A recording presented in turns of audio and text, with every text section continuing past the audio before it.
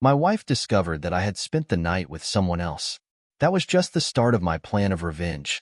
So here I am, a 27-year-old guy, sharing my experience with my unfaithful wife. I'd like to introduce you to the main character in this story, my wife, Kelly. She's 1 year my junior. She recently had an affair with a friend of mine who is also 27. For the sake of this story, let's call him Jay. Our story starts when I was 22 and I went to a friend's wedding. I ended up sitting next to Kelly. We were both connected to the couple in some way. She was the bride's best friend, while I was close with the groom. We had no idea our friends had set us up by seating us together at the wedding. When I first saw Kelly, I was really taken aback by her appearance. As we started chatting, it became clear that we had a lot in common. We had a great conversation and really hit it off. We had a great time at the wedding, laughing and enjoying the food and dancing together. Our friends were really pleased to see their matchmaking plan come to fruition and joked that we should tell everyone we were an item. We just laughed it off and carried on enjoying ourselves.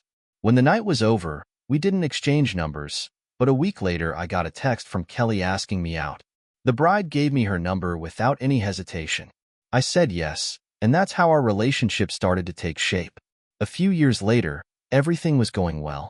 Of course, we had our fair share of disagreements, but nothing ever came between us. Eventually, I popped the question, and less than a year later, we tied the knot. We had a great year and a half of marriage before everything fell apart, just before our first anniversary. I started to notice some changes in Kelly. She started to be really protective of her phone. She started going out more often, and we didn't have as much intimacy as we used to. I brought up my concerns a few times, but she brushed them off, saying I was insecure. It was obvious that she didn't care about how I felt, so I started to distance myself. The loving goodbye kisses stopped, and our conversations dwindled to just the essentials. One night, I finally reached my breaking point and decided to investigate while she was asleep. I looked through her phone and laptop to see what texts she'd been sending. I checked her emails and messaging apps, but I didn't find anything out of the ordinary. However, after reading so many stories about situations like mine, I knew there was one last place to check, her car. I discovered a second phone. I was disappointed. I knew what this meant, but I wanted to have some solid proof before I confronted her.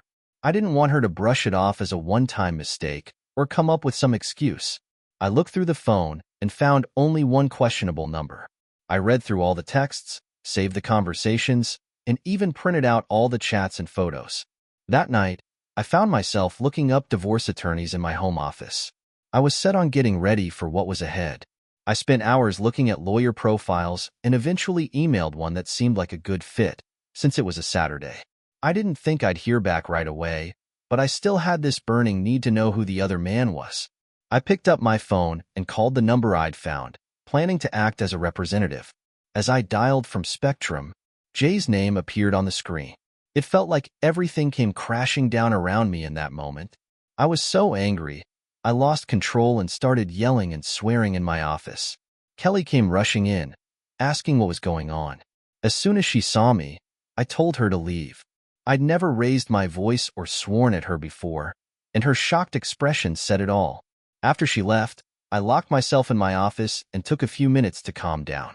I called a friend from the wedding, let's call him Tony, and asked if he could meet me. He said he'd meet me, probably picking up on the seriousness of the situation from my tone. I picked up all the printouts and went to a nearby bar. I got there first and ordered 4 shots of Jack Daniels and a beer right away. By the time Tony arrived, I was just finishing my last shot. He asked what was going on, and I told him the truth. Kelly was cheating. Tony, who had introduced me to Jay, looked pretty shocked. He kept apologizing, even though he wasn't at fault. Jay and I weren't close, but we were on good terms when we met at events. I asked Tony to keep this between us. I hadn't even spoken to Kelly or consulted a lawyer yet. If his wife asked about me, I told him to say I was dealing with work-related stress. He agreed, and we spent the night drinking and chatting. I called an Uber and headed home. When I got there, I saw Kelly was asleep on the couch. I went upstairs to our bedroom and got some sleep. The next morning, I woke up to find her lying next to me. I wasn't ready to confront her, so I got dressed and left the house. I spent the whole day at work. When I finally got back around 8 p.m., Kelly was waiting for me. She'd already cooked dinner and asked if I wanted her to heat it up. I went straight to bed, and she followed me. She asked what was wrong and why I'd been acting so distant. I told her I needed some space, but she wasn't having it. She just wouldn't take the hint, so I finally told her to back off. I told her to give me some space. The next morning, I got an email from the lawyer I'd contacted, asking to meet later that day. I confirmed the appointment and got ready to head out. When I went downstairs, I found Kelly had made breakfast and was waiting for me. She said she wanted to chat. She said I'd been acting differently lately. I wasn't sure I wanted to get into it, but I grabbed some food and sat down to hear her out. She started off by saying that I'd been acting distant lately and commented on how I had changed. She wanted to know what was going on, but I told her it was nothing major and promised her it would all be over soon. Once I'd finished eating, I told her I had to leave for work, but I was really just watching the clock waiting for my meeting with the attorney. The meeting with the attorney went well. I gave him all the evidence I'd collected, and he said, "I'm sorry you're in this mess, but I'm glad you have all this proof." He told me that we're in a fault state, so your wife won't be able to access most of your assets. I was surprised because I hadn't thought about that. I just wanted to get the divorce finalized as soon as possible. I asked the attorney to make copies of the evidence, and he said he'd be happy to do that. When I got home, I was ready to talk to Kelly, but she wasn't there. I gave her a few calls, but she didn't answer, so I texted her. I told her I didn't care if she was with Jay right now, and to get back here so we could talk. As I expected, she called back almost immediately, asking what I was talking about. I told her to get back here, and she arrived about 15 minutes later. I said, "That's interesting. It usually takes about 15 minutes. It takes about 15 minutes to drive from here to Jay's place. What a coincidence." She looked at me, seeming a bit confused. I gave her a minute to collect her thoughts, but she was too preoccupied to respond. I asked her about it, and she tried to deny everything. Then she started gaslighting me, hurling personal insults. I made a point of putting my hand on the table to get her attention. "Take a look at this mountain of proof I've got," I said, pulling out the stack of evidence I'd shown her. One by one, she told me to stop and started crying, trying to apologize and say she loved me. I said, "You were really eager to tear me down and throw insults just a minute ago. What happened to that passion?" She gave me a hug and said she was sorry. I held up my hand to let her know I wanted space, but she kept trying to get close. She said she could fix things and that she'd do anything for me. She even suggested we take this conversation to the bedroom. I told her to stop and that I wasn't going to lay a finger on her again. My lawyer has copies of these documents. I'm filing for divorce. Grab a bag, pack your stuff, and leave my house. That was 3 days ago. Since then, I haven't heard anything from her. Sorry for the long story. For those of you who've been in a similar position, what should I be prepared for next? Thanks for being here with me. I just wanted to give you all an update on the situation. I'd like to start by thanking everyone who took the time to comment or send me a message. Your advice and kind words are much appreciated. My apologies if I haven't had a chance to respond to all of your comments. I've been trying to stay on top of things since my first post. I got so many great suggestions, and I'm usually pretty level-headed, so I decided to take most of them this morning. It was all about fixing the damage. First, I've scheduled a doctor's appointment for an STD test, which is now set for 2 days from now. Next, I checked in with BAS and my support team, my dad, and a couple of close colleagues. They've all been really helpful, giving me their advice and even helping out, but since I've got this situation pretty much under control, I kindly turned down their help. Then it was time to meet her family. I sent a text to her parents, thanking them for welcoming me into their family. I also had to tell her family that I was splitting up with Kelly. I let them know they could reach out to me if they had any questions. Then I had to tell Kelly's sister. We were close, and I knew this would be tough for her to hear. I sent her a text to let her know that Kelly and I are getting a divorce. "I just wanted you to know. From the start, you treated me like a brother, and I'm still here if you ever need anything." Not long after her parents got back to me, we had this conversation. "I'm really sorry to hear this, parents. What's the latest?" I'm still not sure why Kelly didn't tell us. I believe that Kelly has been having an affair for at least a year. I figured she might have filled you in. I'll give her a call. Just to confirm, are you sure about the affair? I'm pretty confident about that. I managed to get hold of their texts. I'm really sorry, folks. We'll try to get in touch with her after we've dealt with her family. It was time to tackle the big job facing Jay's fiancé. I had a feeling that Kelly and Jay might have cooked up some scheme to keep their secret under wraps. It seems that either Kelly hadn't told Jay about my knowledge of the situation, or they were waiting for me to text her. I sent Jay's fiancé a message at 2 p.m. asking if we could meet for coffee. We met at a hipster coffee shop, and as I downed my awful drink, I said, "There's no sugarcoating this, so I'll just get to the point. I think you'll find that Jay has been seeing my wife for over a year." She was clearly taken aback, so I asked, "I only found out a few days ago." "I should have told you." I told her I needed to start the divorce proceedings and take some time for myself. She asked how I found out, so I filled her in on the details from my first post. I asked if she wanted to see the proof I'd gathered, and I pulled out a binder. She quickly looked through the messages and pictures and then started to cry. I told her she could keep the binder and that I even had extra copies in case she wanted to confront Jay or test his lying skills. She thanked me, got up, took the binder, and left. She looked really upset as she walked away. I made sure to let her know that if she needed anything from me, she could just ask.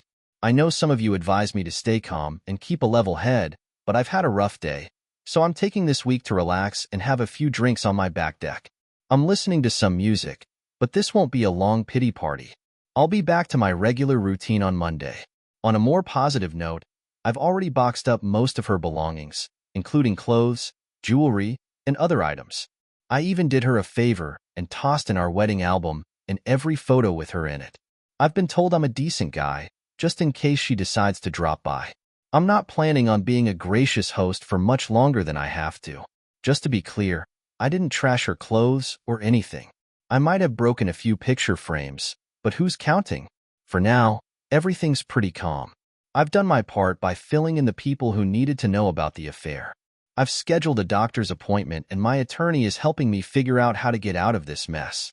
She's already packed 90% of her stuff into boxes. If she keeps her distance, this could be the smoothest divorce in history. I've been dwelling on my situation and drinking a lot. I'd say this is the first time I've been able to think clearly since I found out the news. It's been tough to put into words the whole roller coaster of emotions, but numb probably comes close. You're absolutely right. As I mentioned, I informed everyone about the situation. The only person who didn't respond was Kelly's sister, Wendy, who I've always been close with. That night, after a few more drinks, I ended up passed out on my back deck with a bunch of bottles and beer cans around me. I woke up to the smell of breakfast cooking. My first thought was, oh no, Kelly's back and thinks a breakfast offer is her way out. Jail-free. I was ready for a shouting match, but it was Wendy. She saw I was up and came over to give me a hug. She then led me to the table and put a plate in front of me as I ate. She told me what had happened. It seems that Kelly had shown up at her place, downplaying our issues as a minor blip. When I texted Wendy about the divorce, she confronted Kelly, who told her everything. I told Wendy straight up, there's no way Kelly spilled all the beans. I then gave her the full details of the situation. Wendy said that Kelly had tried to pass it off as a one-off mistake. I let Wendy know that I wasn't interested in reconciling with Kelly and that she should start looking for a lawyer. I was surprised to find that Wendy was on my side. She made it clear that while she cared for her sister, she was my friend too and wasn't going to let me down. I was really touched by this. Wendy stayed with me for 2 days in the guest room. She left this morning on her way out. I was packing for a trip to my cabin, which I owned before we got married, so I told Kelly she couldn't go. I was grabbing my hunting and fishing gear when Wendy asked if she could come along. I was happy to have her company, but I suggested she should probably check in on her sister. She agreed, gave me a hug, and left. Just so you know, there's a bit of a romance brewing between Wendy and me. She's only 20, which is quite young for me. We have a good friendship, but nothing more. On another note, I did get tested at the doctor's office, and I should know the results by Monday. I've also been speaking with Jay's fiancé, offering support if she needs to share her thoughts or ideas. I'll be online for a bit, so please feel free to leave any questions or advice in the comments or messages. I'm heading to the cabin for the weekend, where there's no internet, so I'll be out of touch. I'd like to thank everyone who has read my posts, reached out, and supported me. You've been a great source of support and inspiration at a time when I really needed it. If you're facing similar challenges, my advice is to stay focused and break down your goals into manageable steps.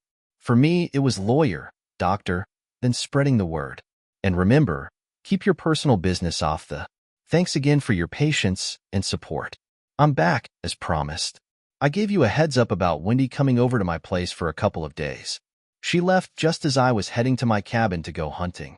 I'm happy to report that I bagged an 8-pointer on my first day out there. This was a lucky break, as it meant I had the rest of my time for fishing. I caught a couple of decent-sized fish, which I used for a meal, and then butchered the next one. I spent the rest of my time at the cabin processing my deer and enjoying the scenery. I stuck to my promise and didn't drink anything except for a couple of drinks a day. I'd already cut back on drinking for the week leading up to this. I spoke with Bass, who was Jay's fiancée. She didn't respond right away, but she eventually got back to me. She said she was staying with her family for the time being. From what I could tell, she wasn't having a great time. I told her that if there's anything I can do to help, she just had to let me know. She asked if we could meet for coffee, which I was happy to do. The next day, we met at our usual coffee shop, which has a bit of a unique vibe. We chatted for 2 hours about everything related to Kelly and me. She wanted to know what I was doing to resolve the situation and whether there was any chance of fixing things. I made it clear that I couldn't see us working together if there was any kind of infidelity involved. There's a certain level of selfishness and disrespect involved in stepping out, especially for a whole year. It was clear that Kelly wasn't interested in me. When she asked about my next steps, she said she was a bit confused. It turned out that everything she thought she knew was wrong. I wasn't sure whether I should forgive Jay or move on. I told her that if you can forgive someone who's been cheating on you for that long, you're a better person than I am. She said her family was pushing her to forgive Jay and go ahead with the wedding, but I reminded her that just because her family thought she should stay with him, it didn't mean it was the right decision. I told her that Jay doesn't respect marriage and that he cheated on you. My wife, that's a clear sign he's not someone you should marry. I told her to trust her gut. Sometimes our hearts and minds lead us astray, but our instincts are usually pretty accurate. She thanked me, and we went our separate ways. The next day, my lawyer let me know that Kelly had been served at her workplace. Wendy called shortly after to say that Kelly hadn't left her room all day and was in tears in bed. I told Wendy that Kelly was probably trying to come to terms with the consequences of her actions. She asked about my cabin trip, so I filled her in. We had a quick chat, and after we hung up, I braced myself for what Kelly might do next. So I'm just waiting it out for now. I've got plenty of Advil on hand in case I need it for the headache that's probably coming my way. I've also filled my colleague in on the situation. He's prepared to act as a witness if things take an unfavorable turn. I'm waiting to see what Kelly does next, if she even decides to do anything. I'm waiting to see what happens next. I updated my last post about an hour after I first shared it. I was on high alert, expecting Kelly to show up at the house. I checked all the security cameras inside and outside and gave my colleague a quick call to let him know what was going on. He needed to be here ASAP if Kelly showed up. I wasn't going to risk getting into trouble because of her. As it turned out, Kelly showed up and started banging on the door, screaming for me to let her in. I immediately called my colleague and Wendy came over. Kelly was swearing, pleading, and yelling, but I thought it was strange that she didn't use her keys to get in when my colleague arrived. He stayed in his truck and recorded everything. Kelly's friend, who was with her, tried to calm her down, but Kelly slapped her and told her to stay out of it. That's when my colleague called the police. When the police arrived, Kelly tried to act like the victim, saying that I had hit her and kicked her. My colleague and his wife told the police what they'd seen, but they didn't witness the initial incident, so they couldn't confirm or deny Kelly's claims. One of the officers came to my door. When I opened it, Kelly pointed at me and said I'd slapped her. She demanded they arrest me as I was about to be handcuffed. I told the officer that I could prove Kelly was lying. I showed him the footage from the outdoor cameras after watching the video, and the officer apologized for jumping to conclusions. It seems that Kelly had been so loud in her rant that our neighbors had also called the cops, which had caused the officers to form an opinion before even arriving. After about 30 minutes of arguing with the police, Kelly was arrested and charged with disturbing the peace, public intoxication, and driving under the influence. Wendy arrived just as the police were taking Kelly to the cruiser. I showed her the video of what happened, and an officer gave me a case number and some paperwork. Wendy started asking about it, so I just let it go and went inside. Wendy followed me, and after we chatted for a bit, she asked if she could stay the night. I told her she was welcome to come by any time. Wendy let me know that Kelly had spent the night in jail. I'm not sure why, but she could be released on bail in the morning. Once I was back inside, Wendy called her parents to give them the lowdown and see if they could help with Kelly's bail, since she didn't have the funds herself. We managed to figure it out. I cracked open a beer and called it a night. The next morning, Wendy had gone to meet with her parents, and I hadn't heard from Kelly or their family since. I could only imagine it was a difficult conversation. I hadn't heard from Kelly either, but her lawyer had contacted mine to confirm he'd be representing her. This meant we could finally start the legal process. I also reached out to Ba with Jay's fiancée to see if there were any updates from her end. We texted a few times, and she told me she'd asked Jay to leave her house. Her dad and brother picked up all his stuff and took it to his place. She said that while her family wanted to confront Jay, she'd asked them to wait for now. She was ready to put this behind her and move on. She thanked me for checking in and said her close-knit circle of friends was there to support her by Friday. As soon as I finished work, I headed home to spend the weekend at my cabin. When I pulled into the driveway, I saw Wendy there. She wanted to gather her sister's things, as Kelly had made a list of items she wanted returned. Most of it was already packed or stored in my garage, so I told Wendy I wouldn't be responsible for any damage to Kelly's stuff. Instead, I offered to pay for a moving company to pack and transport everything, as I didn't have the bandwidth to deal with Kelly's drama. Wendy was cool with that, and before she left, she asked if she could come with me to the cabin. I said yes right away. The weekend at the cabin was just what I needed.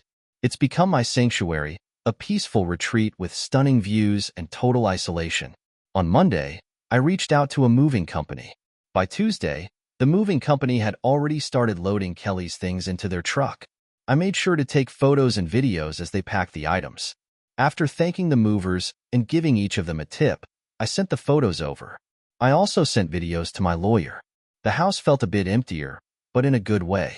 I decided to move most of the furniture into storage because I didn't want to keep anything that could be considered shared property.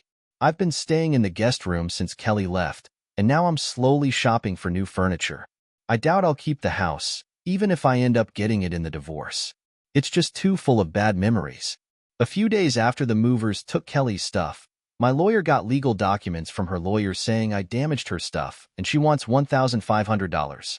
She said she'd sue me if I didn't pay my lawyer right away. I sent her photos and videos I'd taken and asked her to point out the damage. My lawyer said this shows she's erratic and it won't help her case. Her lawyer wasn't prepared for how thorough I was after finding out about my wife. I've been really thorough about documenting everything I've found. I've read about other people's experiences, and I've become determined not to become just another cautionary tale. Now I'm ready for whatever she might say. So far, there hasn't been anything particularly shocking. Kelly's been calling me every few days, but I've learned to ignore her calls like a salesperson's cold call. If she leaves a voicemail, I forward it straight to my lawyer without listening to it.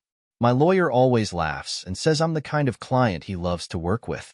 I follow all the advice and gather all the evidence myself. It's become a bit of a running joke, but I'll admit it puts a smile on my face knowing I'm handling everything properly. A few weeks ago, my lawyer told me we had enough evidence to settle with Kelly without even going to court. If our settlement attempt doesn't work out, we'll still look good for trying. We set a date to meet at a neutral office for a final discussion. When we got there, Kelly was already there with her lawyer. It felt like something out of a legal drama. The lawyers chatted for a bit before Kelly's lawyer asked about our proposal. My lawyer said that, given the overwhelming evidence of Kelly's infidelity and unacceptable behavior, the only deal we're offering is half the proceeds from a house sale and half of the savings account. That's more than any court would award. Take what you came into the marriage with. Kelly started crying and begging if there was any way she could fix things. I fired back, "You've been unfaithful to me even before we got married. There's nothing you can do to make up for what you've done. Sign the papers, please. It's more than you deserve, and I want this whole charade to end."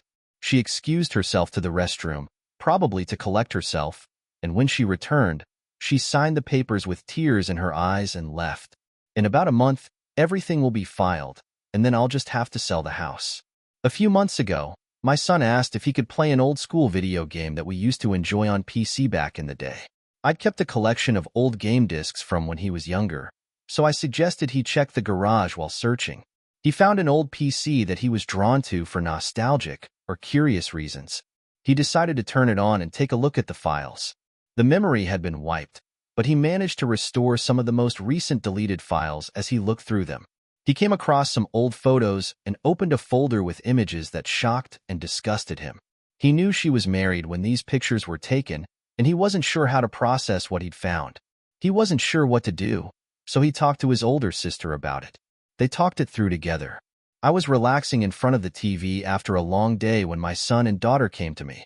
They told me what had happened, and I could tell from the way they were carrying themselves that it was something serious. I listened carefully as my son explained how he'd found the game disc in the garage and, while looking through some old files, discovered the shocking photos.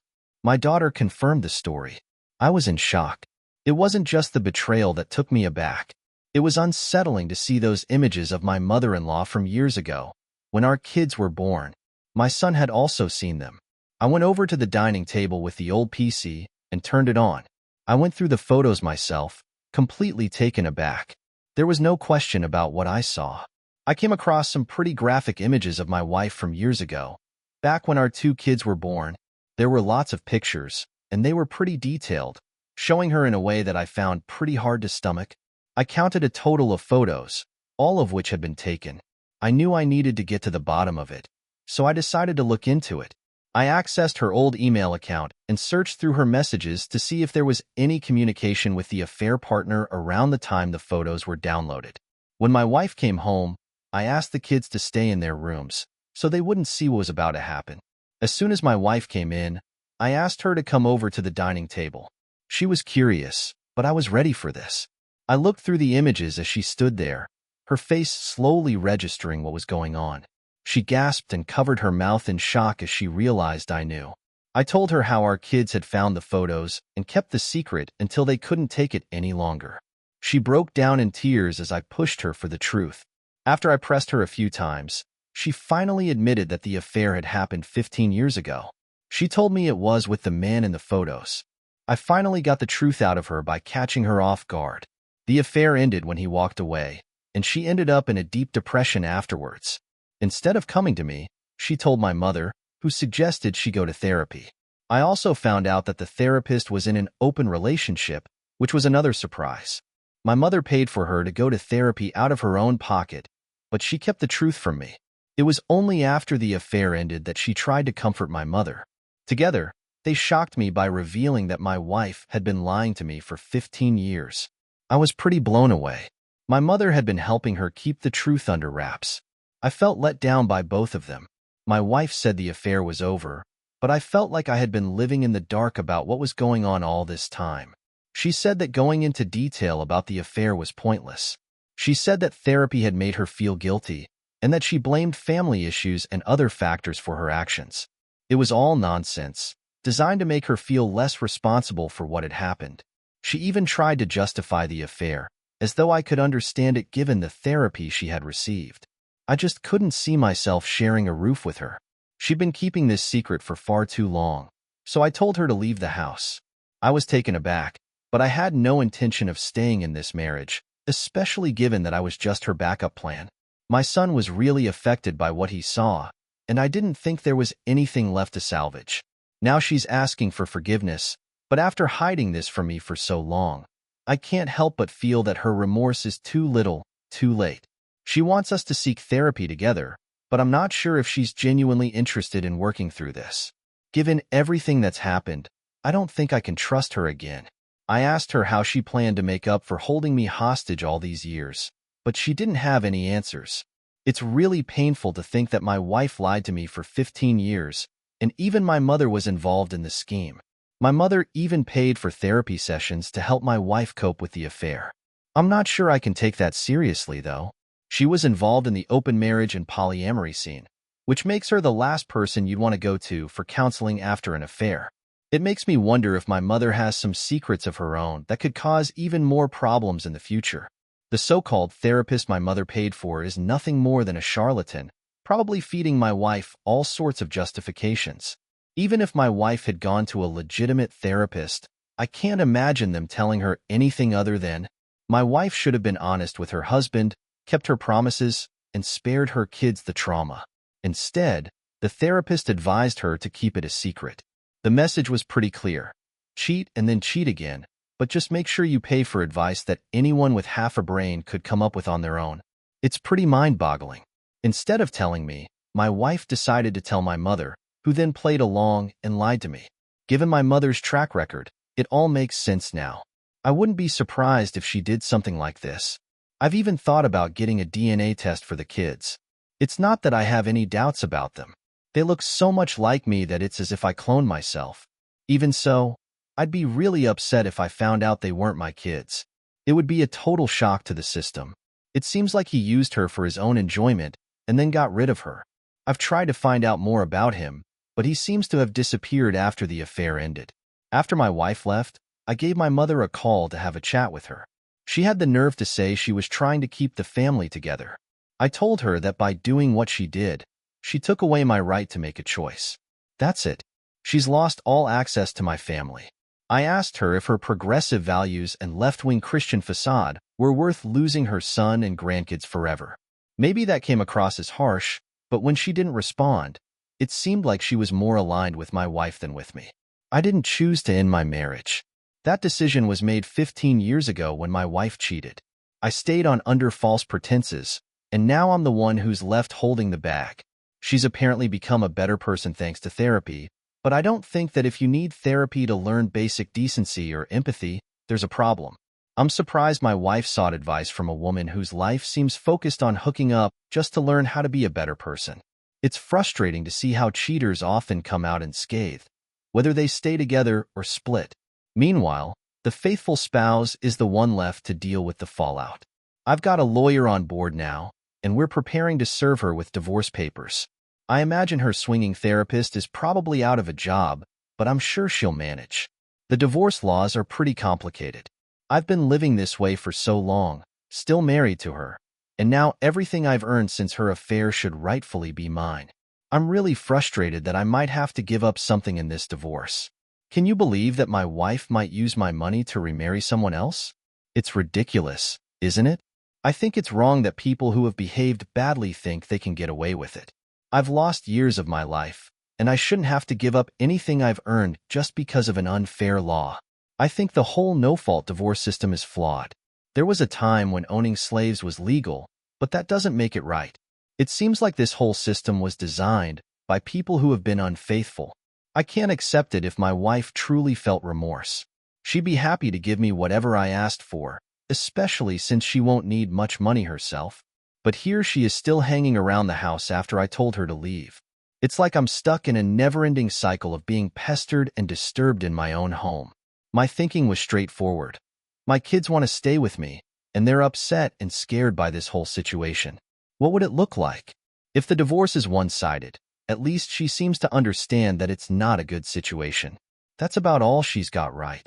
It's strange, but our marriage seemed to improve after her affair and therapy, which makes the whole situation worse. My kids are almost adults now, and I'm not sure what they'll do when they move out and spend more time at my place. On her days, I can already hear them trying to point fingers at me, but I guess that's just how things are these days. I'm here because your kids have had enough of your ex-wife's place. She might get angry or send your son inappropriate pictures again. That's just how it is. If you give your kids to the state, there will be consequences. I didn't sign up to be a commodity when I filed for divorce. I had a chat with my pastor, who's an expert in dealing with infidelity, and he was fully on board with the decision I made. I don't need a therapist telling me it's all my fault or that my wife was dealing with deep sorrow or illness. I was particularly taken aback by the advice her so-called swinger therapist gave her. I'd rather avoid that altogether. I'm not going to turn my kids against her. They've made it clear they're sticking with me, no matter what. However, I'd like to know if I end up paying a lot in the end. We'll all know that she was lying about feeling sorry. It's not just about the affair. It's about the 15 years she took from me. If this had come out just a month ago, I might have been open to a fair division of assets.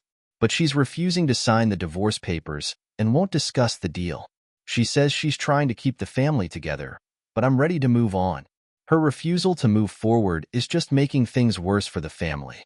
We've decided to let the kids decide who they want to be with. I'm being transparent with them. I'm not beating around the bush or lying to them. I haven't shared some details because they're not relevant, but they understand right from wrong. They're almost adults, so they can figure things out for themselves. I'll be transparent with them. My wife eventually decided to leave when she realized the kids weren't interested in hearing her out, even though she'd shown remorse and spent a lot of time in therapy. From my perspective, that affair seems like ancient history. However, from her point of view, it still feels as fresh as ever. It might take her a while to come to terms with the fact that our marriage is over, but she'll get there in the end. I'm not going to wait around forever. I'm going ahead with the divorce, regardless of her stance on the matter. She's been lying, deceiving, and backstabbing for 15 of our 20 years together. The truth is, our entire time together has been a charade. On the bright side, my kids are doing well. They've made the right choice to stick with me. As for my mom, she's gone too far to be able to take it back. It might seem a bit harsh, but I've decided to draw the line. I'm not going to speak to her again as long as she's alive.